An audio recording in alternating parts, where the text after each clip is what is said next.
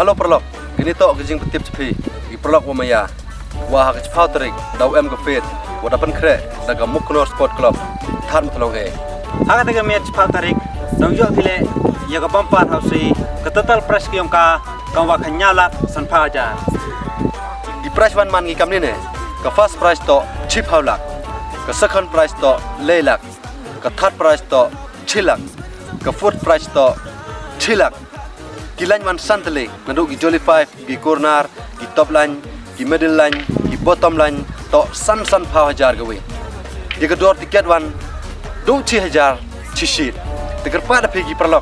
Usnya bahapi uyawan cimenta hagani ke bompar Housie ke yong haka chipau tarik hagani ka madan chip than mutlong.